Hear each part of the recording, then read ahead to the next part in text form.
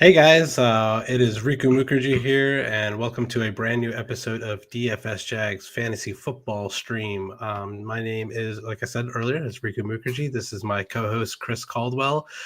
We haven't done a show together in a long time, so it's good to have Chris back on the channel talking football with me. How you doing, Chris? Good, Chris. Got my dog Bowman back here, so check him out during the live stream. He'll be snoring. Today we're going to be doing a live round one mock draft for the NFL draft, which is 1 week from today in Las Vegas, Nevada.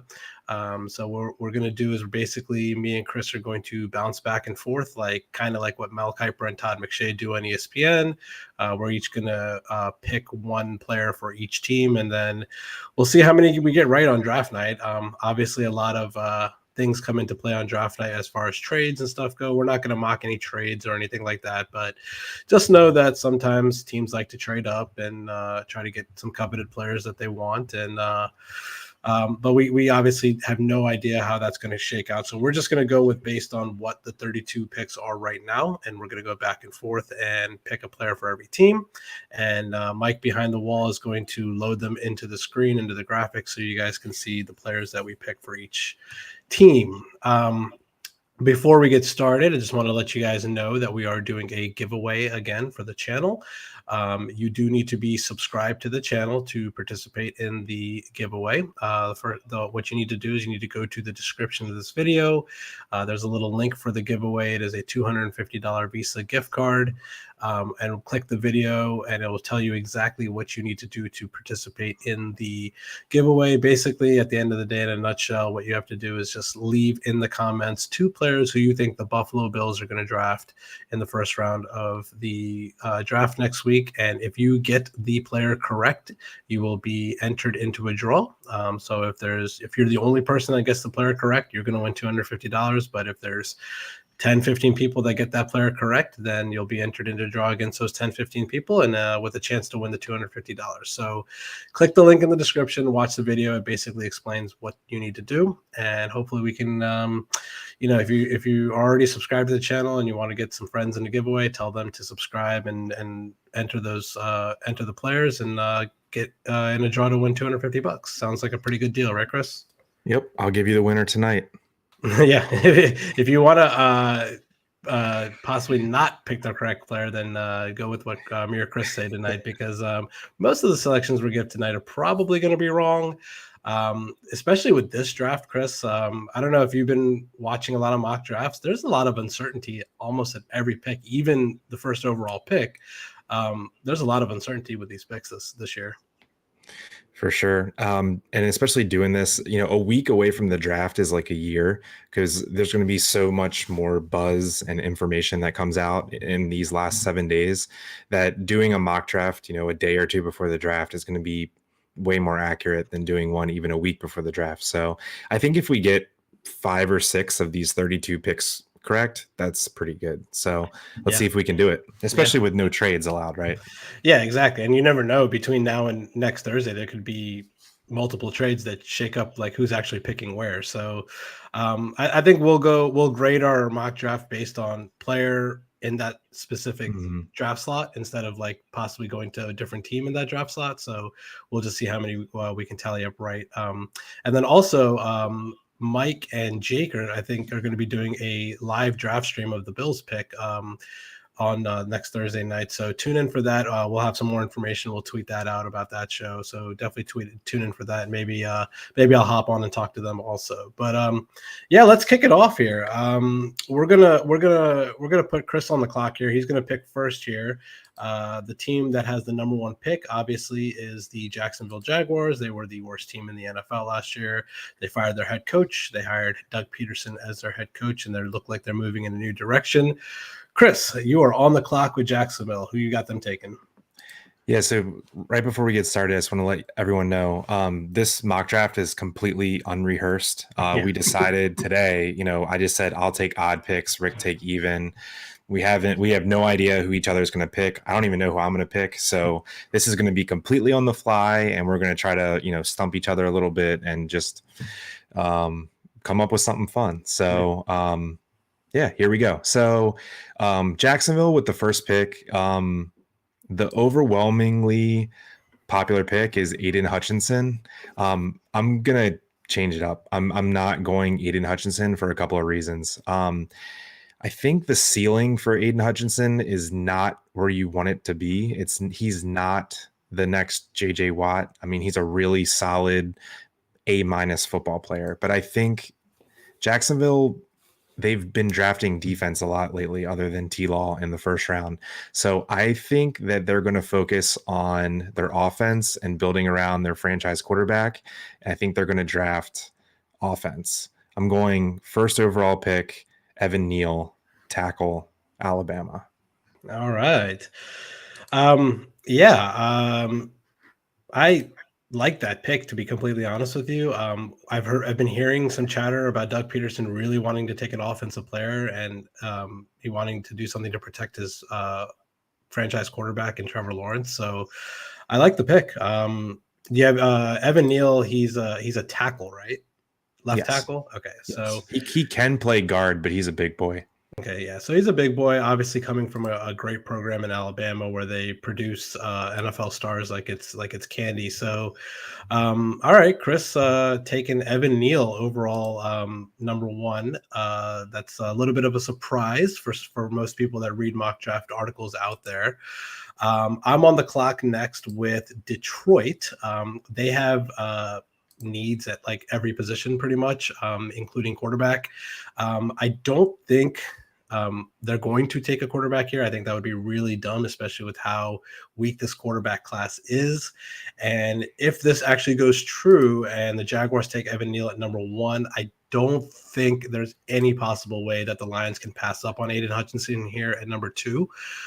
He is a consensus All-American.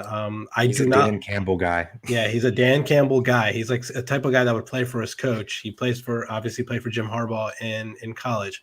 Me personally, I'm not a fan of anyone who knows me knows I'm not a fan of any Michigan players because they never translate well to the NFL. They've literally had two good NFL players in the entire history of Charles Woodson and Tom Brady.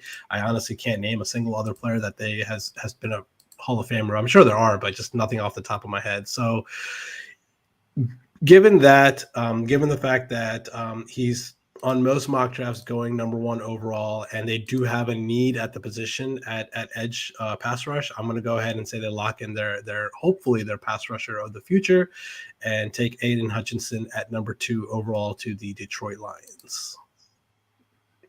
All right. Yeah, solid pick. And honestly, the half the reason I went Neal is because I just think Hutchinson's such a great pick for the Lions that I almost want to see it happen. So yeah.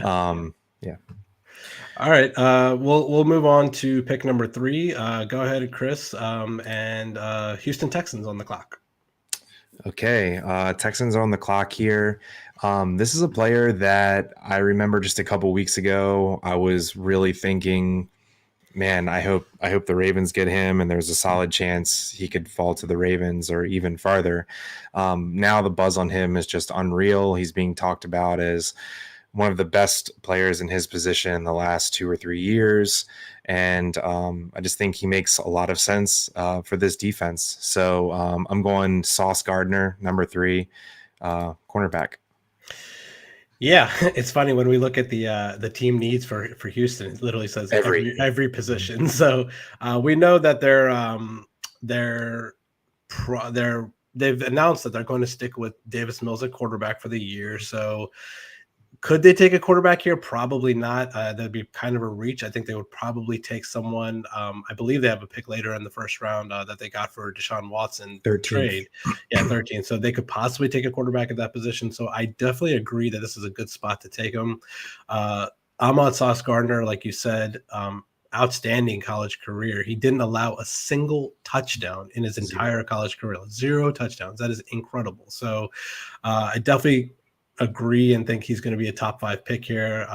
I like this. I like the landing spot in Houston, a chance for him to start day one on that team and develop into hopefully a Pro Bowl cornerback for them. All right. Let me just put Ahmad Gardner here in for pick number 3 on my mock draft. All right. So I'm on the clock here with the Jets.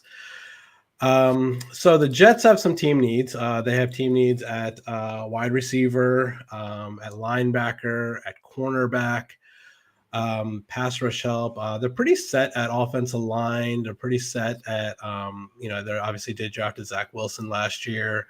It would be nice for them to get a playmaker. But the thing with me here is that they have another pick coming up at pick 10. And I think at number 4 overall, it's probably a little bit too high to reach for a wide receiver. So I think they're going to wait till 10 to take a wide receiver. So I'm going to roll with another edge rusher here. I'm going to roll with Kayvon Thibodeaux, edge rusher out of Oregon for Jets to bolster that pass rush. This guy was a stud in college. He's 6'3", 254. He had multiple sacks, multiple pressures in his career. So we know, even though we've seen defensive linemen, defensive edge rushers kind of flame out a little bit from Oregon, but this guy looks like he's the real deal. So I'm going to go ahead and say that they're going to try to bolster that defensive line and pass rush in New York and draft Kayvon Thibodeaux at number 4 overall. I think the top 8 of the draft is going to be defined by 2 things. It's going to be, where does the quarterback go? Do the Lions reach for QB? Do the Texans reach for QB? Do the Panthers take QB at 6? And also Thibodeaux, because I'm seeing, he was consensus number 1 pick 9 months ago. Yeah. And some mock drafts, he's going 12th, 11th, 12th, right? So I think where he falls and what team wants to take a chance on his upside is going to be really intriguing. Super raw, super athletic, off the field concerns. I mean, he is literally the definition of boomer bust. So, but his ceiling's unreal. So I like that pick for the Jets. For my pick, I'm sprinting to the podium with this one. It's someone it was in my consideration for the first pick overall. So the Giants. This is the Giants on the clock. Yeah. So the Giants on the clock at number 5. I am going with Travon Walker, edge rusher out of Georgia. There's been a lot of buzz in the last 4 or 5 days that the Jags are contemplating Travon at number 1 overall. So this guy is a pure projection. He didn't have a ton of production at Georgia. I know the defense was stacked. There's a lot of sacks and tackles to go around, but the traits on this guy are just ridiculous. I don't know his exact measurables, but he's something like 6'6", 275 pounds. He's just the perfect edge rusher there is. So one of the top needs for the Giants is an edge rusher, and Travon falls all the way to number 5, which at this point feels like a far fall for him. So I think they're pretty tickled to get him here. Yeah. I mean, we saw it last year. That Georgia defense was just suffocating at times. They were so good, just shutting down SEC team after SEC team, playing well in the national championship game, leading that team to a national championship. So don't think you can really go wrong taking a stud defensive player from that defense. I think they're pretty well known that SEC players translate well to the NFL. So definitely like that pick. The Giants are up again with your next pick in a second. So maybe they'll take somebody else here. So I'm on the clock now with the Panthers. I am going to throw a slight little curveball here. For me, Matt Rule's job is on the line this year. I think that he's going to, if anything, try to buy another year potentially. Sam Darnold's not the answer. Cam Newton's not the answer. I'm going to roll with them doing something dumb here. This is way too high to take a quarterback, but I think they're dumb enough to do it just because of Matt Rule's situation on that coaching staff. So I'm going to go with them taking Malik Willis here at number 6 overall to come in and compete with Sam Darnold for that starting draft number 1 quarterback position. I don't think he's good enough to start on day 1. He'll probably back up, and then probably once they start like 0-4 or 1-5 or something like that, come in like week 7, week 8, and start getting some reps at starting. Is that QB1? I have a question for you. Mhm. So this is a hot topic lately that, Matt Rule's job is on the line and, he has to win now or he's going to get fired. I feel like the media is really taking control of this narrative.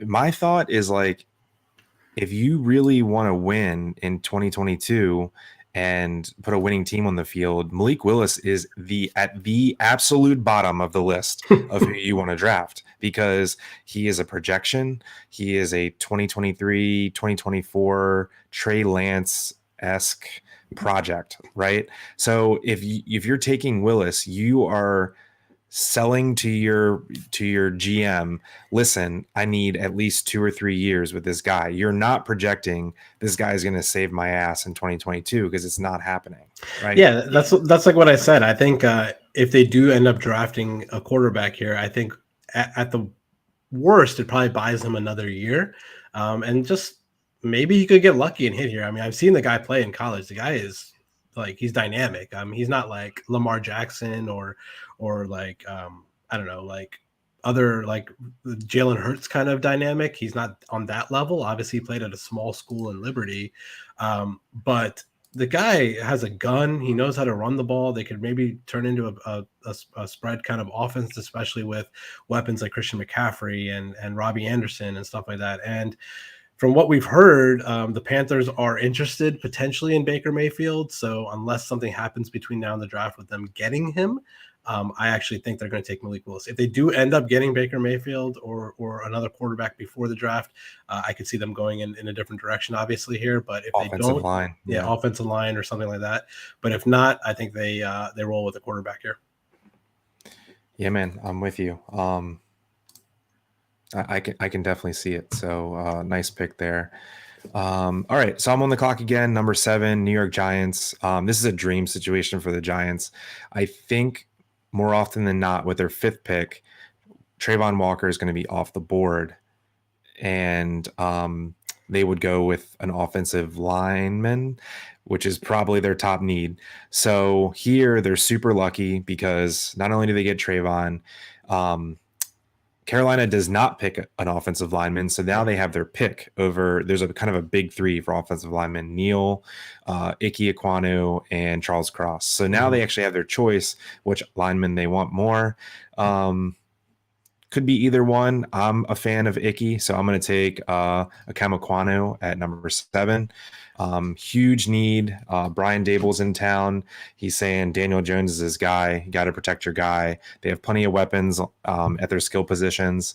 All you need is a line. So I think they are absolutely thrilled with Travon Walker and Ikem Ekwonu right here.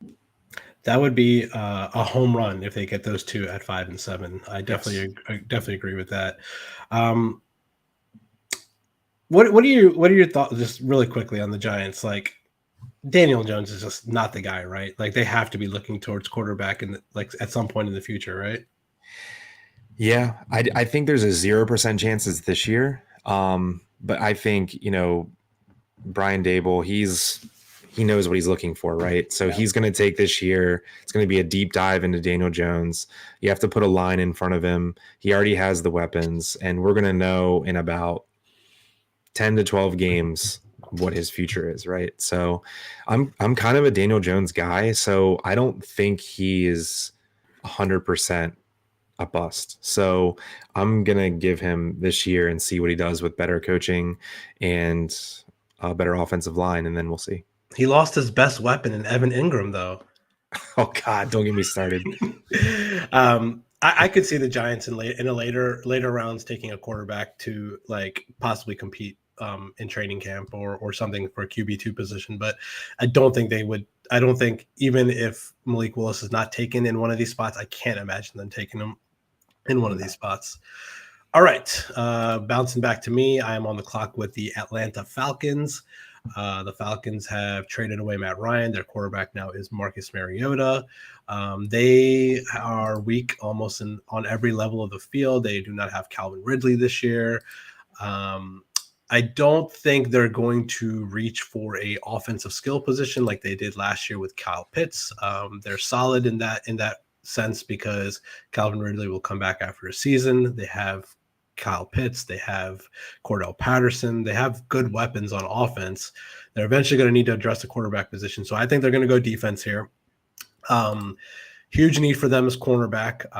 I think if Derek Stingley falls to them here at number 8, I think they will sprint to the podium. I think this is a good spot for them to draft, quote unquote, the best cornerback in the draft potentially. Cornerback out of LSU, 6 foot tall, 190.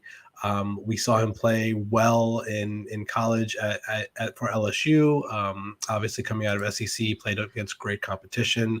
So I'm going to go ahead and roll with Derek Stingley here. He's overall ranked number 2 overall for PFF. So on their board, so getting him at number 8 would be, I feel like, kind of a steal for the Falcons here. So I'm going to go with Derek Stingley, number 8 overall cornerback out of LSU. Cool. Yeah, that's kind of a different one for me. I haven't seen that very often. So yeah, we'll see if that comes true. If this was a couple of years ago, Stingley's maybe the first overall pick in the draft. I mean, the guy was a stud. He's had some injury issues, but apparently he's fully healthy now. So we'll see. It would be a nice add. Kind of sort of hoping he falls to the Ravens, but I doubt it's going to happen. I don't think it's going to happen. Yeah. Okay, so I'm on the clock with Seattle at number 9. Just made the big move of the offseason, got rid of Russell Wilson, brought in their new franchise quarterback, Drew Lock.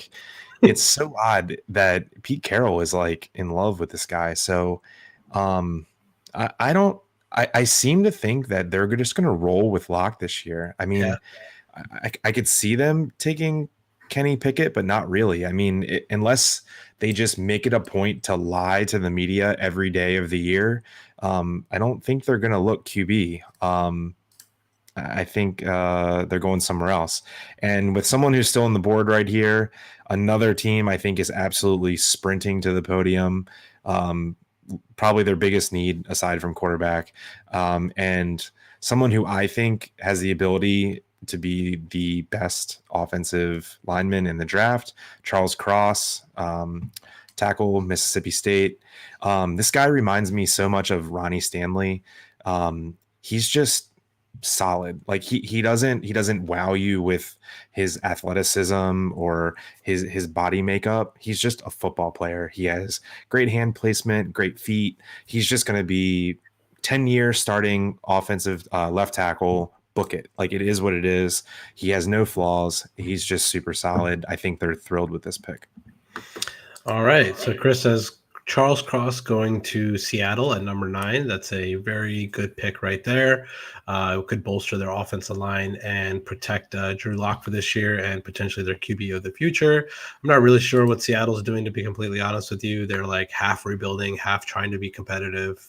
There's talks of them they said they're competitive this year. So yeah, but then on the other hand, they're also talking about potentially trading DK Metcalf. I don't know what they're doing. It's kind of a shit show there. I can see why Russell Wilson wanted out of town. But yeah, this is a pick that they got from Denver for Russell Wilson. So they're going to take a tackle there at that spot. I am back on the clock with the Jets here. And this is a spot where, like I said earlier, the general manager for the Jets actually offered this pick to the Seahawks for DK Metcalf. So we know they're in the market for a wide receiver. That deal was rejected. So I'm going to roll with wide receiver here. Now, which wide receiver it is, I'm not 100% sure. There's a consensus like top 4 here with Jameson Williams, Drake London, Garrett Wilson, and Chris Olave. Out of those 4 guys, I personally think that, oh man, I don't even know which one's the best out of those 4. I'm just gonna take a stab here. I think maybe Garrett Wilson is the first wide receiver off the board. Just watching him and Chris Olave just tear it up on Ohio State last year was something special. So I'm going to go with Garrett Wilson here, number 10 overall to the Jets, to give the Zach Wilson another playmaker on the outside. Yeah, I like that. If they get Garrett Wilson at 10, they're going to be pretty happy, because I have a hunch that Garrett Wilson's going to go 8th to Atlanta. given that Ridley's out for this year. Pair him with Pitts. They don't really have anything else in terms of wide receiver. They lost Russell Gage too. They have Olamide Zacchaeus as their number one receiver right now. So I can really see Garrett Wilson going to Atlanta. But yeah, they would love this. Although I do have a prop that I like. I don't even know the line on it, but it doesn't matter. I'm going to bet on draft night that Jameson Williams is the first receiver off the board. Okay. I just feel like with today's NFL, an ACL tear is like a stubbed toe. Like it doesn't even matter, right? And if Jameson Williams didn't tear his ACL in the national championship game, I mean, he's definitely we would not even be talking about anything. He's the first receiver picked. Like it's not even a debate. So I mean, he might play in September, right? He might be potentially ready for the season. Like we don't know exactly. Like at the absolute worst, if they baby him and bring him along slow, he's going to play end of October, beginning of November. Yeah, kind of. The Jets aren't competing for the Super Bowl anyway. Yeah, right. So yeah, kind of similar to what the Ravens did with Rashad Bateman last year. Just kind of baby him into the games and really save him for the following season, and hopefully he doesn't get hurt again. So yeah, I definitely agree with that. But it is unfortunate that he tore his ACL in the national championship game. Yeah. Cool. Yeah. Good. All right, you're on the clock here with the Washington, not the football team, not the Redskins, the Commanders. Here we go. I'm never. It's going to take forever for me to get that right. Yeah. Okay, so this is a tough one. I'm torn between two players, and they're at two different positions. So I'm torn between Kyle Hamilton, just because I consider him best player available right now, and Drake London. The reason Jameson Williams is not in my decision space is I think Jameson Williams is too similar to Terry McLaurin in play style. And I mean, they're not the exact same player, but they're close enough. I think Drake London would add. He's such a different receiver than Terry McLaurin. They just traded for Carson Wentz, so I feel like they just want to surround him with talent. I am going to say that they are going to go with Drake London. Okay. Receiver. Drake London, he hasn't ran yet. So everyone just says, oh, he must be slow. He probably is, but he's not that type of player. He doesn't win with speed. He wins with his exceptionally large frame, his A+ hands, and his bullying people after the catch. So I think he would make that offense. You're now talking about Antonio Gibson, Terry McLaurin, Drake London, Curtis Samuel, and I forget their tight end, but Logan Thomas. Mm-hmm. That's a really nice looking offense. If you ask me. All right. Yeah, that's actually not bad. But at the end of the day, they are Washington, so they're gonna mess it up somehow. I'm sure. But all right. So Chris has Drake London going to Washington at number 11 overall. I am on the clock now with the Minnesota Vikings, who brought in a new coach. I can't remember who their coach is now. They fired Mike Zimmer and they hired somebody. I just can't remember who it is off the top of my head. But they did bring back Kirk Cousins. He is going to be their quarterback. We know they're stacked at skill position with Justin Jefferson, Adam Thielen. Even though Adam Thielen's a little bit older now, they got a good young tight end in Irv Smith. On the defensive side of the ball, they're pretty bad. So I could definitely see them going defense here. But I think for them, a really big need is on offensive line at the center position. So I think they really want to bolster that spot there, want to get somebody to anchor that offensive line, to protect Kirk Cousins, to give him some more time to get Justin Jefferson the ball, to get Dalvin Cook the ball. So I think at this spot, I know it's a little bit of a reach, but I think they're going to go ahead and take Tyler Linderbaum here, center out of Iowa, to give a little bit more protection to Kirk Cousins. I dig it. Breaking Ravens fans' hearts everywhere. Yeah, he's definitely projected to go to the Ravens in a lot of mock drafts. Yeah. Cool. Well, I like that. I think he's a good little player. I've seen a lot of people say that he's the best center prospect in the last 5 years. So, great pick. Okay, so I'm on the clock with Houston Texans. I picked for them last time, right? Yeah, I got Sauce Gardner last time. Their needs are every position. Okay, so the person that's just staring me in my face is Kyle Hamilton, but given within this mock, I already picked Sauce Gardner for the secondary. I'm going to shy away from that, and I'm going to give them their Brandon Cooks replacement, and I'm going to draft Jameson Williams. Okay. I definitely like that. The Texans are not going anywhere anytime soon, so they can obviously easily baby Jameson Williams into their lineup to pair up with what's that other wide receiver that was good? Brandon Cooks. Nico Collins. Yeah, and Brandon Cooks, right? That's another wide receiver, yeah. So, another weapon for Davis Mills there. Can't foresee them winning many games this year. So definitely nice picks for them, Ahmad Gardner and Jameson Williams on both sides of the ball there for Chris. Good pick there. Okay. The time of the show for us here. The Ravens are on the clock. It is my decision to pick somebody for them.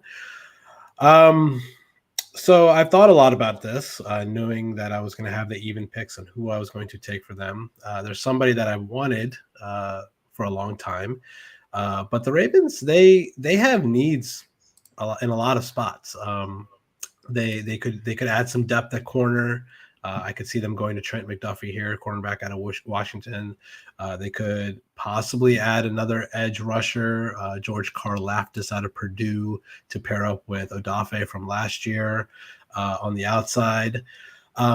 But after thought, I think I'm just going to roll with the guy who I really want. Given the fact that Calais Campbell is pretty old, given the fact that Brandon Williams is old, we need to start getting some fresh legs into the trenches here. And I think that drafting, I know it's boring to draft a defensive lineman in the middle, but look how good Aaron Donald is. And I'm not saying this guy's Aaron Donald, but my God, this guy is like literally a freak of nature. Like he is just an absolute pound for pound beast of a human being. Like just look at pictures of him online. So I'm going to roll with Jordan Davis, defensive lineman out of Georgia. And like I said earlier, it's never a bad thing to draft a defensive player from Georgia because they're such a good defense. So I'm going to roll with Jordan Davis. I've wanted him for a while. I wouldn't be mad if they went in a different direction at cornerback or some other edge position or something like that. I could also see them potentially trading down here, especially if the board falls this kind of way and they think they can get Jordan Davis a few picks later. The Ravens have a propensity to trade down all the time. So definitely trade down is an option here. But for the purposes of this mock, I'm going to go with Jordan Davis. Love it.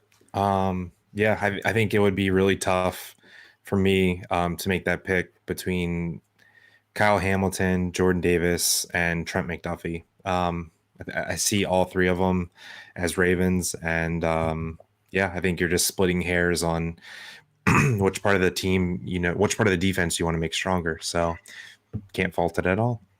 All right, you're on the clock with the Eagles. Okay, so on the Eagles, this is a weird spot for the Eagles because right behind them they have the Saints twice. So they get to snipe the Saints twice in a row at 15 and 16 and 18 and 19. And the Saints are wide receiver hungry, and so are the Eagles. So it's kind of a game of chess of when do I take my wide receiver and when do I not? But I think the Eagles, while they want to take a wide receiver here, so they have first pick before the Saints take a wide receiver, there's a player that's slid too far and fits a need too well for them.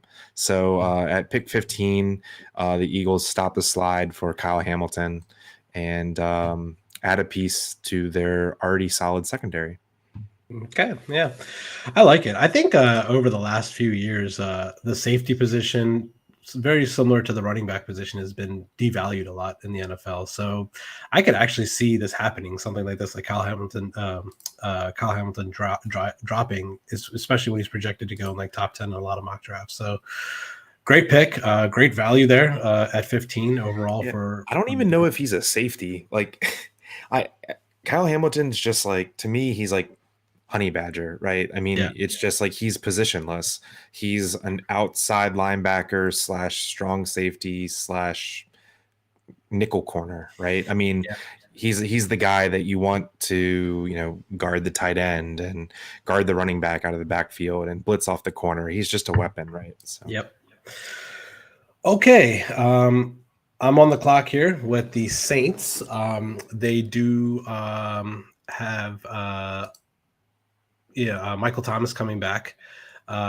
Their quarterback position. Who is even their quarterback? Is it Taysom Hill and Jameis Winston with eye surgery? Come on, man. Okay.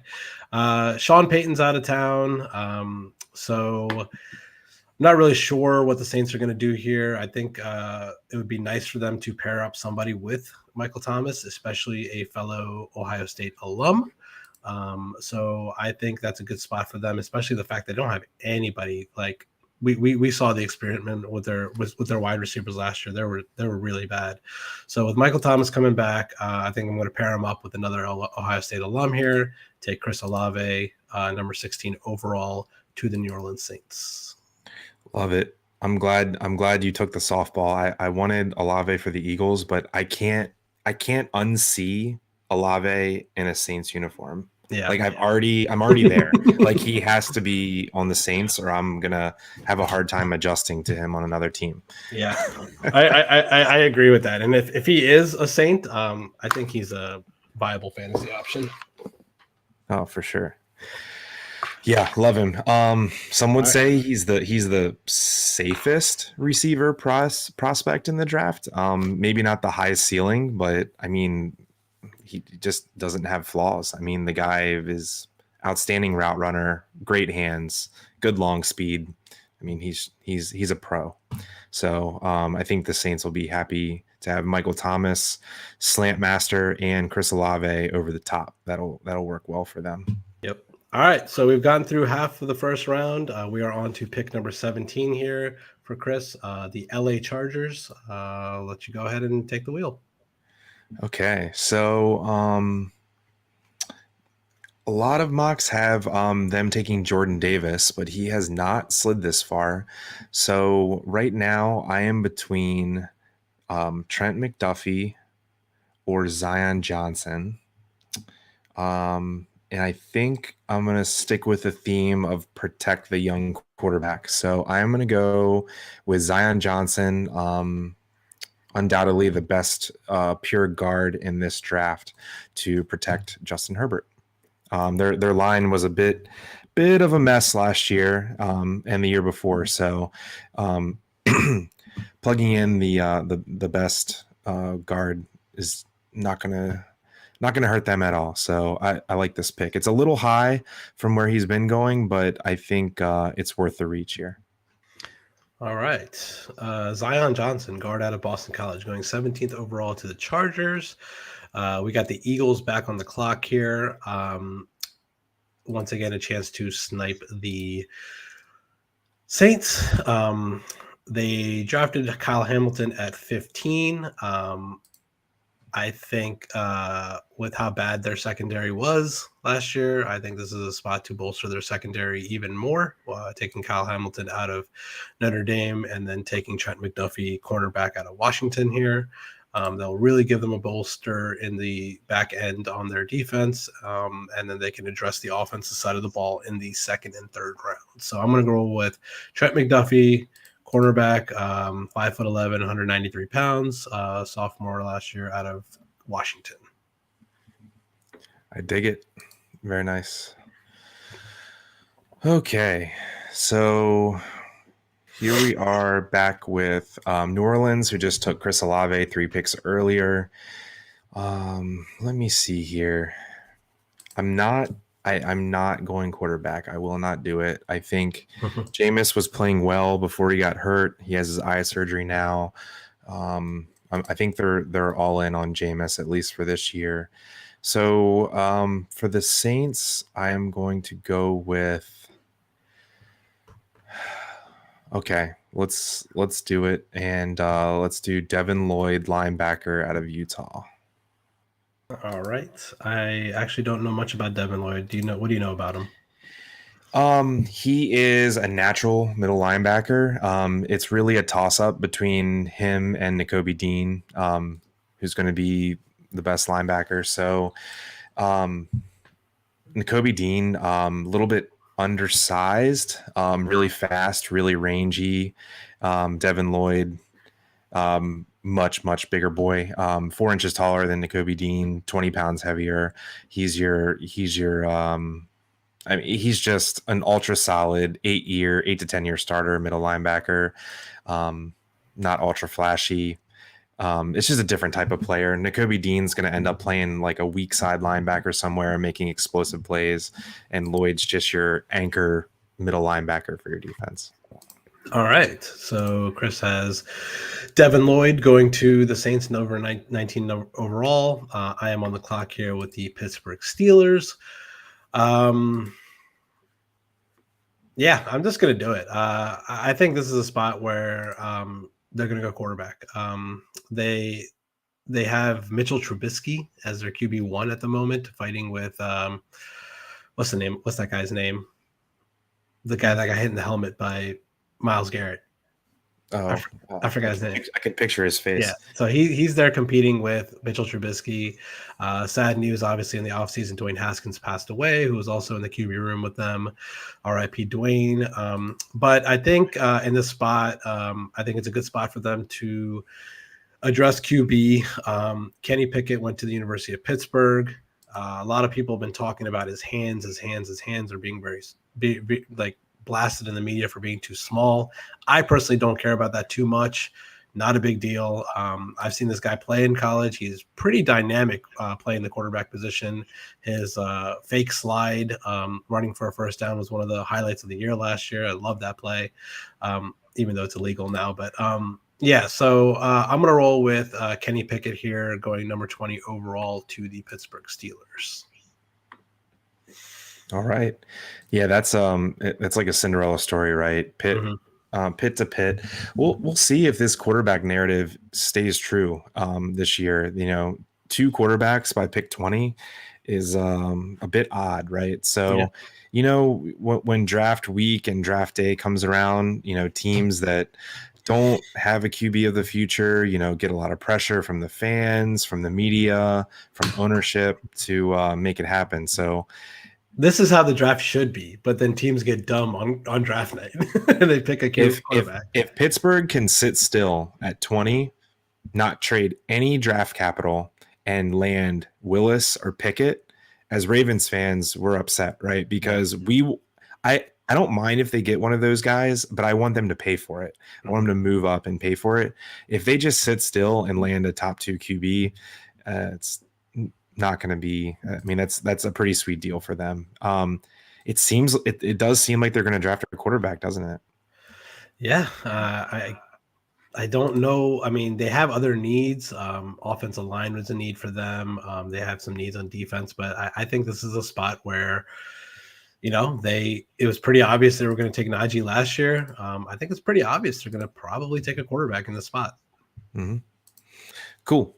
All right. So I'm on the pick. I'm on the clock with pick 21, New England Patriots. I think there's just an absolute slam dunk play for them here. Fits one of their top needs. And this guy just screams, I'm a Patriot. George Karlaftis, edge rusher out of Purdue. Guy was just absolute monster since his freshman season. Not a flashy. This guy is just like, let's get mud on the cleats, let's rough it up.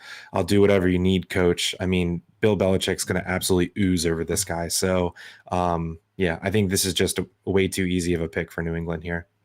I think if Trent McDuffie's on the board, he's also in play because he also seems like a very versatile Bill Belichick type player. But I think they'll be happy with Karlaftis here. All right. So George Karlaftis going to number 21 overall to the Patriots. Back on the clock for me here with the Green Bay Packers, a pick they acquired from the Raiders for trading Devontae Adams. I mean, they never do it, but they have to address the wide receiver position now, right? Now that they lost Devontae, their best wide receiver is Marquez Valdez-Scantling, No, he's on the Chiefs, dude. or I don't even know who the other guy is, but they need to get Amari somebody. Rodgers. Yeah, Amari Rodgers, great. I feel like they need to get somebody in there, young, fresh legs, get on the same page with Aaron Rodgers. They paid all that money to Aaron Rodgers. They need to get him some help. I've seen a lot of other, beyond the top four that we already talked about. I've seen a lot of names here that could go late first round. I've seen some weird names thrown out there. I've seen some names that we're familiar with thrown out there. I'm going to go ahead and say that just because we saw him in the national championship game, just because we saw him play well in SEC competition, even though he didn't have a great quarterback throwing to him in college. Now he's going to take a step up and have a Hall of Fame quarterback throwing to him. I'm going to go ahead and say it's going to be a little bit of a reach here. They might even be able to get him at 28 if need be, if they want to wait a little bit. I'm going to go ahead and say they take George Pickens, wide receiver out of Georgia, at this spot. Wow. Okay. I'm picturing so Pickens is a certified hothead, right? Yeah. So the guy plays with a Terrell Owens, Des Bryant-esque edge, or maybe even worse than them. So we'll see if A-Rod will let that fly. That will be, the guy's uber talented. It's just if he can keep his head on his shoulders. So yeah, they have to draft a receiver, right? Yeah. At 22 or 28. 100% chance one of those has to be a receiver. Yep. All right, you're on the clock for the Arizona Cardinals. Okay, so with this one, I'm going purely need based, and I think the value is pretty good. I'm seeing this guy consistently in the first round. I don't know a whole lot about him, but highly touted, second best offensive guard in the class. Kenyon Green out of Texas A&M. It's a glaring need for them. Kyler Murray is unhappy there. Need to keep him upright, taking a lot of sacks. I think it just makes too much sense to fill their biggest need right here with the best interior offensive lineman, perhaps in the draft. People are saying it's a toss-up. Kenyon Green or Zion Johnson could be the first off the board. So I'm going to take Kenyon Green here at 23 to the Cardinals. All right, so Kenyon Green, guard out of Texas A&M, going to the Cardinals at pick number 23 overall. Let me just pop into the chat here real quick. George Karlaftis is just an ugly name, and a dude is going to be a bust. I don't care. Just watch his film. Hey, man, these round one picks every year, there's a ton of them end up being busts. So I wouldn't be surprised if a few of these are busts, obviously. It's like a round one pick is like a 60% hit rate on whether they are a productive player in the NFL. So, yeah. And I don't know, Bill Belichick, he doesn't need also someone that's super impressive. He just needs someone who will play like he wants them to play, fit his scheme, and have a high motor, and they'll be a freaking all pro. That's just how he rolls. Okay, I'm on the clock here at pick number 24 overall for the Cowboys. Now, typically, I would like to say that the Cowboys, they have a big need at defensive line or offensive line. But for me, I feel like Jerry Jones just loves like addressing like flashy, like super athletic guys. I don't know if they're going to address wide receiver here per se. They do need to find a replacement for Mari Cooper. But I think a good spot here would be is to pair up Leighton Vander Esch with a linebacker here. Play Leighton Vander Esch on one side and then Nakobe Dean on the other side. So I think I'm going to go ahead and say that this guy, like I said, Georgia defensive players. I don't think you can go wrong here if you're taking them in the first round. So I'm going to say they're going to pair up Leighton Vander Esch with another linebacker here and have them really control the middle of the field and take Nakobe Dean, linebacker out of Georgia. Okay. Man, I will say, this is my first time using PFF as a mock draft, and dude, there's someone we just completely forgot that it's actually egregious, like how bad we let them fall. Like it's unrealistic. Yeah. Who's that? Like, I don't want to take them. What? Devontae White? Devontae Wyatt? No. Jermaine Johnson? Oh yeah, that's true. I didn't even think about that. No. Didn't cross my mind. Anyway, for those watching the show, Jermaine Johnson will not be available at pick 24. Why do they have him so low here on their ranking? I didn't even see him. I don't know. Maybe they're on to something. But yeah, I think he wouldn't. If you would have realized Jermaine Johnson was there with pick 14, you might have picked him over Jordan Davis, right? Yeah, either there or maybe even like a couple spots after that, maybe to the the Patriots or something like that. I can't see them taking George Karlaftis over Jermaine Johnson. So. Yeah, that was my bad. I wish I could go back. So little faux pas there by us. We didn't see him on the rankings list. He's way down on the PFF list for some reason. So Jermaine Johnson will be drafted somewhere in the top 20, I believe. So just know that. Anyways, yeah, I was having this feeling. I was like, there's someone missing. I just know it. And I scrolled way down and saw him. Anyway, so here we are, Nickel City Mafia channel. Here's the pick. Buffalo Bills on the clock, pick 25. This is a tough one. I mean, the guy who's just staring me in the face here, Andrew Booth Jr., I think Mike, who runs the channel, has been clamoring for a cornerback. So he'd probably be pretty happy with that pick. Let me see if I can. Let me see what else. You know what? There's something about Andrew Booth I'm just not loving. So I am going to take someone else who I think is of good value here and also sort of fits a need for the Bills, and take Devontae Wyatt. Many think that he should actually be drafted before Jordan Davis, teammates at Georgia. So I'm gonna go with Devontae Wyatt for the Bills. I'm getting booed in the background here. I knew it. He wanted Booth. Yeah. All right. Okay. So we got Devontae Wyatt going to the Bills here. I think that is a pretty good pick. I also think that they could also go cornerback or wide receiver in that spot. I also think they could sneakily possibly take a running back in that spot. Breece Hall or the guy from Michigan State, Kenneth Walker. One of those guys could potentially go in that spot. I don't think that would be the case because that'd be a kind of a reach, and maybe they could get him in the second round. But I would not be shocked if they took a running back in the first round there. No matter what anyone says, there's like almost always a running back that goes in the first round. Yeah. No matter what people say, like, oh, running backs are undervalued. It'll happen.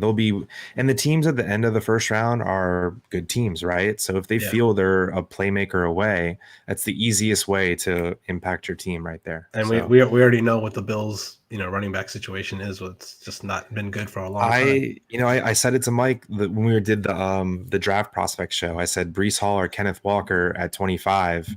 It's screaming at me that they're going to do it, but he says they're all in on Singletary. I don't know how or why.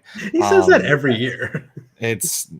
Forget about it, Mike. I think there's an outside chance you go running back at 25. All right. Okay, let's move on with the show. Pick number 26, Titans. Just because we had a faux pas on it, I'm just going to go ahead and take Jermaine Johnson here. Like we said earlier, I think he's going to go way higher than this, but obviously, if he's available here, he will go at the spot, maybe even a few picks before that. So I'm going to go ahead and take Jermaine Johnson, edge rusher, out of Florida State to the Tennessee Titans, number 26 overall. Yeah, he's interesting to me, right? Because he wasn't even really in the first round conversation until his senior year. He had a huge year. He was a transfer, right? Mm-hmm. Where did he start? Where did he? I don't know where he started, but he was a transfer. He was right? Georgia. I'm pretty sure Okay. he was he was either Georgia or Alabama, and then he transferred. Let me see. I don't know how to look this up on. Yeah, I'm pretty sure he was a Georgia player. Anyway, yeah, Jermaine Johnson likely not lasting to the mid-20s, but hey, maybe we accidentally did that and it's correct. Yeah. Okay, you're back on the clock here, number 27 overall. Tom Brady is back for the Bucks. Where do the Bucks go? Man, they need interior linemen in the worst way, and I don't think I can find a way to get one to them. If Kenyon Green is here, I think they would take Kenyon Green. Oh yeah. If I wouldn't have reached a little bit with Kenyon Green at 23, it's the slam dunk pick. If Kenyon Green or Zion Johnson has a 0% chance making it past pick 27, man, I can't possibly give them an interior offensive lineman. There's just no one remotely of value. There's no way they need a receiver. I am going to take, just because their secondary, the Bucks were a team that you could attack in fantasy last year because their secondary was so bad. So I'm gonna shore up that secondary and take Andrew Booth Jr. here at 27. Where is he? Cornerback out of Clemson. Okay, Andrew Booth Jr., cornerback out of Clemson. Tigers. Yep.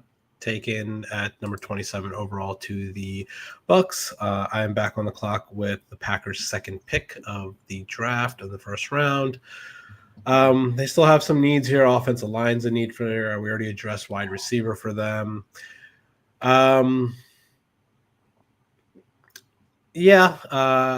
I think we'll just go ahead and take an offensive lineman here for them.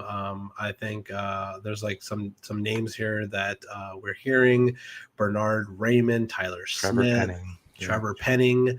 I don't think he's going to make it this long, in my personal opinion. I've been seeing a lot of mocks having Trevor Penning going earlier in mocks, so I'm going to go ahead and take Trevor Penning here for the Packers to shore up that protection for Aaron Rodgers. Love that pick. He seems like a Packer, right? The guy's just like an absolute like roughneck. I don't know. Yeah. He's freaking wild. Mm-hmm. I like that a lot. Okay.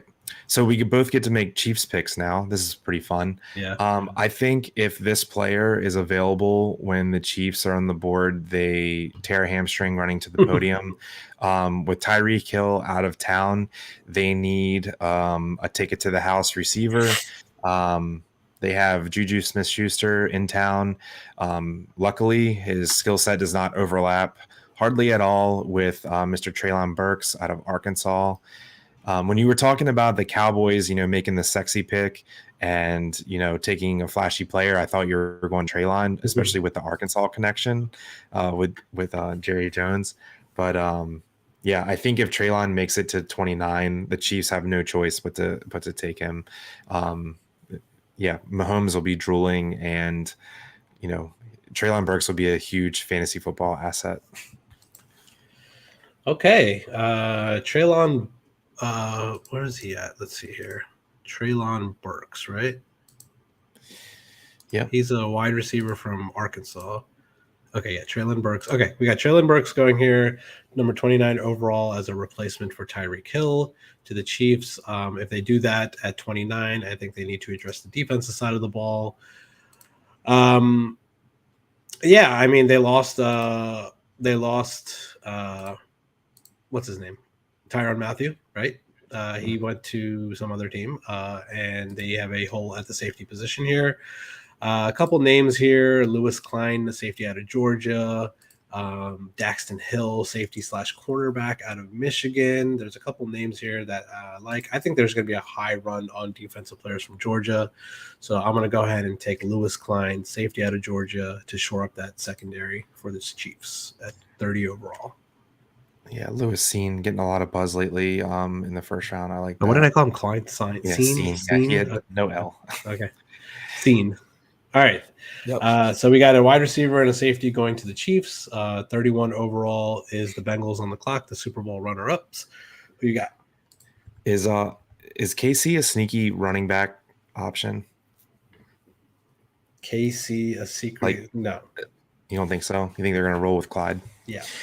Yeah, I was looking for a place to get a running back in here, but Bengals are not going to draft a running back, not in the first round at least, and Lions won't either. Damn. Okay, so The Lions could. DeAndre Swift. Oh yeah, that's right. They have DeAndre Swift. Never mind. I forgot that. I was still thinking they had Kerryon Johnson. Oh my gosh, dude, what year are you in? Okay, so with the Bengals here, let me just make sure we don't have anyone sliding farther than they should. No, I think we're all right. I think I'm going to do something a little bit out of the ordinary here for the Bengals. Their secondary is already so good. There's a couple like Kyer Elam could easily go in the first round. Daxton Hill could easily go in the first round. Two nice corners that are still on the board. But I just think their secondary is already strong. And I think that they are in a position with their roster being pretty strong across the board. They can take a risk. And their risk that they're going to take is drafting David Ojabo. So David Ojabo is easily one of the best pass rushers in this draft. He would be in consideration for a top 10 pick. Did he not tear his Achilles at his pro day? So I think this is a solid spot. Draft him in the first round. You get the 5th-year option. Basically redshirt him his first year. I just think the value's too good for the talent that you're getting with him. So there you go, Bengals. David Ojabo, edge out of Michigan. Ojabo. Yep. All right. So David Ojabo going in the penultimate pick of the first round to the Bengals. The Lions back on the clock here. A pick they acquired from the Super Bowl champion, the Rams. The Rams don't have a first round pick. They traded that away for Matt Stafford, which ended up leading them to having a Super Bowl. So that's good for them. Lions here at 32. I think they have to address somebody to pair up with our Amon-Ra St. Brown here. So I think we're going to see a little bit of a wide receiver tendency here. I'm going to go ahead and say they're going to go ahead and take Jahan Dotson, wide receiver out of Penn State. I could also see them taking Christian Watson, wide receiver out of North Dakota State. It's a small school, so I don't know. I don't know per se like how many people know that name, but I'll take the bigger name from Penn State here. Jahan Dotson with the last pick of the first round to the Detroit Lions. And that wraps up the first round of the NFL draft.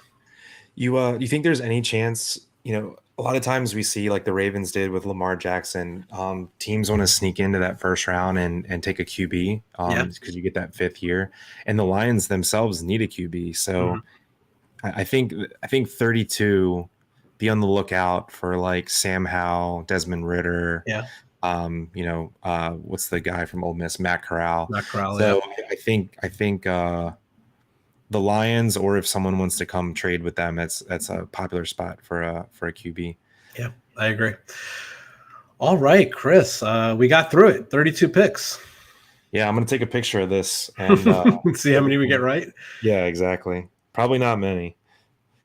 But hey, it was fun, and doing it real time is pretty hard. Not having your own list that you want to look at and time to think about it. So yeah, we kind of just did this on the fly. So if we, like we said earlier, if we get like, I'm gonna take a picture of this too. If we get like 4 to 6 picks right, I think that's pretty successful for doing it on the fly like that. For sure. And I think, we were at least in the ballpark of, what player is going to be picked where, and, which team, was going to go after what position. So maybe we'll at least be close, but it'll be something else fun to do on draft night to see how we did. So thanks for watching, and go ahead and leave a comment, say, why didn't you pick this person for my team, or why'd you pick that instead of this? And we'll badger back and forth with you in the comments. So follow me and Rick on social media, and we love to talk football, and we'd love to chat with you, and make sure you subscribe to the channel, and appreciate you guys watching today. Yep. And once again, like we said at the top of the show, we're doing a $250 giveaway. The link is in the description on how to enter in the draw for that. And Chris said, reach out to us on Twitter. Enjoy draft night. It is probably one of my favorite football nights of the year. I love the second and third rounds also. So, that should be pretty fun next week.